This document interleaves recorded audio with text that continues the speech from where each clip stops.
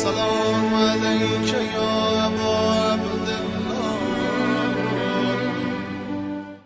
بسم اللہ الرحمن الرحیم. الحمد لأہلہ والصلاۃ علی اہلہا. مسائل روزہ کے سلسلے میں آج آپ کی خدمت میں مبطلات روزہ کی ایک فہرست بیان کی جا رہی. فرماتے ہیں کہ 9 چیزیں ایسی ہیں کہ جو روزے کو باطل کر دیتی ہیں.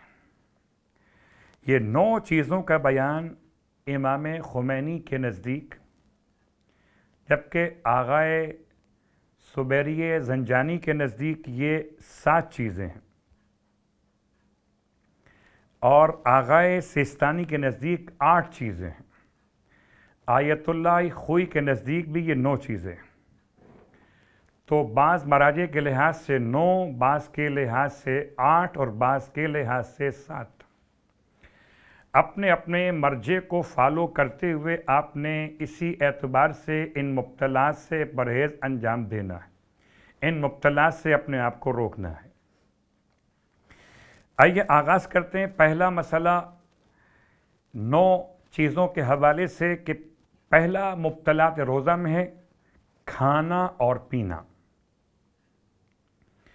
ہر طرح کا کھانا اور پینا مبطلات روزہ میں شامل ہے، اور اس کی وضاحت میں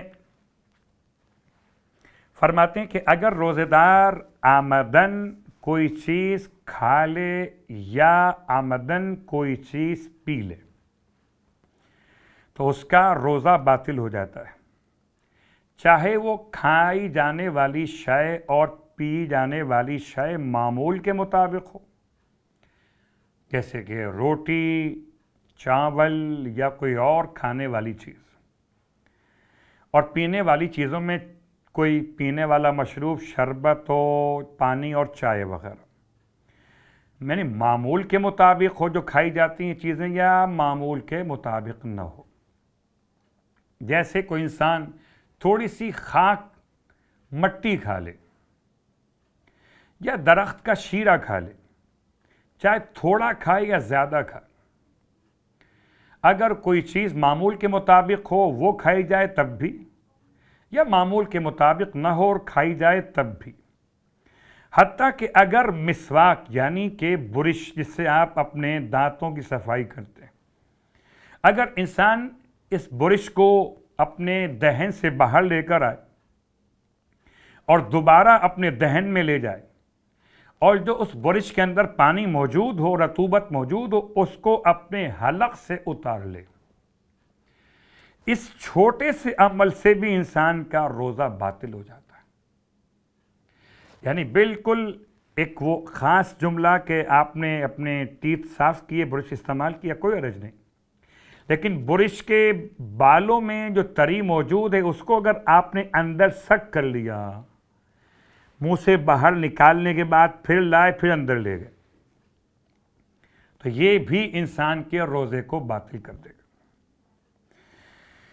مگر اس صورت میں کہ رطوبت جو مسواک کے اندر ہے وہ آپ کے دہن کے لعاب میں مل کر مخلوط ہو کے ختم ہو جائے تو پھر اس سے روزہ باطل نہیں ہوگا. کیا مطلب؟ بات آ رہی ہے زبان میں اور منہ میں جو آپ کے ہمارے لعاب رہتا ہے، یہ لعاب جو آپ کے ہمارے دہن میں رہتا ہے، اس کو پینے میں کوئی روزہ باطل نہیں ہوتا. اب اگر برش آپ نے استعمال کیا، برش میں جو تری موجود تھی وہ اگر منہ کے لعاب میں مخلوط ہو کر ختم ہو جائے اور یہ نہ سمجھا جائے کہ الگ سے کوئی ٹھنڈک، کوئی تری اس منہ کے لعاب کے علاوہ آپ نے اپنے حلق سے اتاری ہے، اگر یہ نہ کہا جائے تو روزہ باطل نہیں ہے. اب آئیے پھر اس پہ غور کرتے ہیں کہ انسان اگر اس طرح سے غذا استعمال کر رہا ہو، کھانا کھا رہا ہو، پانی پی رہا ہو، اس خیال کے ساتھ کہ صبح ہو گئی، اور جیسے ہی اسے معلوم ہو صبح ہو گئی، ابھی کھا رہا تھا، چاہیے کہ لقمہ اپنے دہن سے نکال دے. یعنی جیسے ہی اسے اطلاع ملے کہ صبح ہو گئی تو اب جو ذرہ چاول کا، روٹی کا، کوئی ذرہ، حتیٰ کہ پانی کا گھونٹ بھی اگر ہے تو اسے نکال دیں۔ اس لیے کل آپ کی خدمت بیان کیا گیا تھا کہ اذان صبح سے کچھ دیر پہلے ہی ان کاموں سے اپنے آپ کو الگ کر لیں۔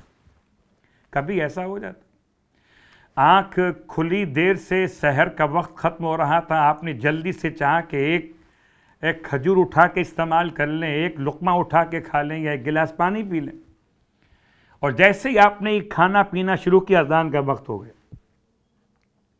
تو جیسے ہی آپ کے علم میں آ گیا کہ اذان کا وقت صبح کی ہو گیا، تو لقمہ یا پانی جو دہن میں ہے اسے نکال دیجیے۔ اگر اس کے بعد بھی آمدن آپ اس کو اندر لے گئے تو روزہ باطل ہو جائے گا، اور جیسے کہ بعد میں مسائل آئیں گے پھر اس پر قضا بھی واجب ہوگی، کفارہ بھی واجب ہوگا۔ تیسرا مسئلہ، احتیاط واجب یہ کہ روزے دار حالت روزہ میں ایسے انجیکشن سے پرہیز کرے جو غذا کے بدلے میں استعمال کیے جاتے ہوں۔ یہ آیت اللہ خمینی کا مسئلہ، اور اس میں احتیاط واجب بیان کرتے ہوئے روزے دار کے لیے بیان کیا گیا کہ حالت روزہ میں انسان پرہیز کرے، جبکہ آغائے سیستانی اور آغائے خوئی کا مسئلہ کہتے ہیں کہ ایسے انجیکشن کا استعمال کہ جو روزے دار کو توانائی پہنچانے کے لیے لگایا جائے کوئی اشکال نہیں رکھتا، کوئی اشکال نہیں، چاہے مرض کے حوالے سے انجیکشن لگوایا جائے یا غذا کی توانائی حاصل کرنے کے لیے انجیکشن لگوایا جائے جو دوا اور غذا کی جگہ پہ استعمال ہو۔ اسی اعتبار سے یہی مسئلہ آغائے سیستانی کا بھی اور آیت اللہ خوئی کا بھی۔ البتہ آیت اللہ خمینی کے نزدیک احتیاط واجب کہ انسان حالت روزہ میں ایسے انجیکشن کے استعمال سے پرہیز کرے کہ جو غذائی طاقت پہنچانے کے لیے اس کو لگائے جاتے ہیں، اور جو ایسے انجیکشن کہ جو کسی عضو بدن کو بے حس کرنے کے لیے استعمال ہوتے ہوں، یعنی دوا کے طور پہ استعمال ہوتے ہوں، تو ان کے لگوانے میں کوئی حرج نہیں، آغائے خمینی کے نزدیک بھی اور تمام مراجع الزام کے اعتبار سے بھی۔ مسائل فقہیہ میں بہرحال ابھی جو مسئلہ بیان کیا گیا، اس کے ساتھ ساتھ ایک بات واضح کر دوں کہ عام طور پر اذان سے مراد لوگ لیتے ہیں اذان فجر جو مسجدوں سے اذان دی جاتی ہے۔ یہاں پر جو روزے کا مسئلہ ہے وہ وقت صبح سے تعلق ہے۔ ہو سکتا ہے بعض مساجد میں اذان وقت فجر سے پہلے یعنی روزہ بند کرنے کے عنوان میں دی جا رہی ہو۔ اس مسئلے پہ توجہ کیجیے گا۔ اس کے بعد ایک مسئلہ آپ کی خدمت میں اور کہ اگر روزے دار کے دانتوں میں کوئی غذا کا ذرہ یا ریزہ رہ جائے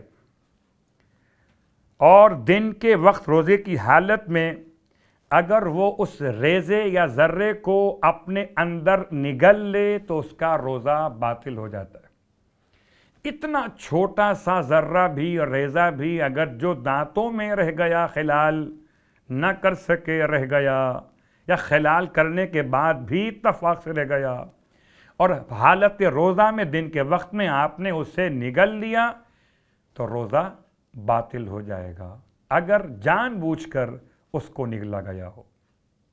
پروردگار ہم سب کو مسائل شرعیہ پر عمل کرنے کی توفیق عطا فرمائے۔